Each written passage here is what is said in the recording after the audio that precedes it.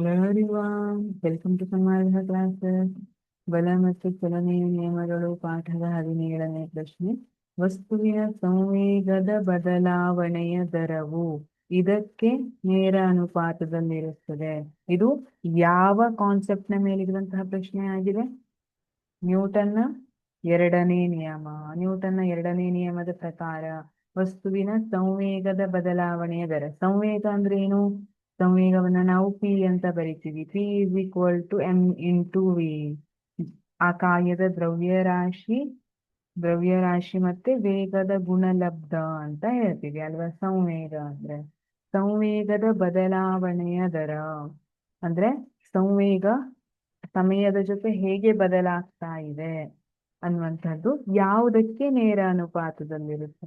ನಾವು ಸಂವೇಗದ ಬದಲಾವಣೆಯ ದರವನ್ನ delta P divided by delta T ಅಂತ ಬರಿತೀವಿ. ಡೆಲ್ಟಾ ಅನ್ನುವಂಥದ್ದು ಚೇಂಜ್ ಇನ್ ಪಿ, ಮೊಮೆಂಟಮ್, ಸಂವೇಗ ಅಂತ ತೋರಿಸುತ್ತೆ. ಅದೇ ತರ ಡೆಲ್ಟಾ ಟಿ ಕೂಡ ಸಮಯದಲ್ಲಿ ಬದಲಾವಣೆ.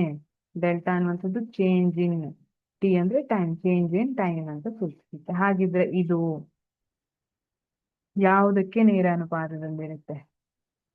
ನೆನಪಾಯ್ತಾ? ಆಪ್ಷನ್ ಎ ವಸ್ತುವಿನ ದ್ರವ್ಯರಾಶಿ ಅಲ್ಲ.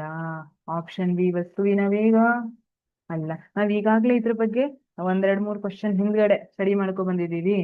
ಯಾಕೆ ಫೀಲ್ಡರ್ ಕ್ಯಾಚ್ ಹಿಡಿಯುವಾಗ ಕೈಯನ್ನ ಹಿಂಗ್ ತಗೊಂಡು ಹೋಗ್ತಾರೆ ಅಂತ ಅವಾಗ ಹೇಳಿದ್ವಿ. ಯಾವುದು? ಹೌದು, ಆಪ್ಷನ್ ಸಿ ವಸ್ತುವಿನ ಮೇಲೆ ಅನ್ವಯಿಸಲಾದ ನಿವ್ವಳ ಬಲ. ವಸ್ತುವಿನ ಮೇಲೆ ಎಷ್ಟು ಬಲ ಪ್ರಯೋಗ ಆಗಿದೆ ಅಥವಾ ವಸ್ತುವಿನ ಮೇಲೆ ಅನ್ವಯಿಸಲಾಗಿರುವಂತಹ ನಿವ್ವಳ ಬಲ ಏನಿರುತ್ತೆ ಅದಕ್ಕೆ ನೇರ ಅನುಪಾತದಲ್ಲಿ ಇರುತ್ತೆ. ಆಪ್ಷನ್ ಡಿ ವಸ್ತುವಿನ ವೇಗೋತ್ಕರ್ಷ. ಇದು ತಪ್ಪಾದ ಉತ್ತರ. ಹಾಗಾಗಿ ಸರಿಯಾದ ಉತ್ತರ ವಸ್ತುವಿನ ಮೇಲೆ ಅನ್ವಯಿಸಲಾದ ನಿವ್ವಳ ಬಲ.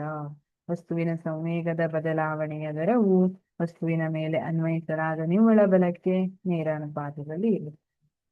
Thank you.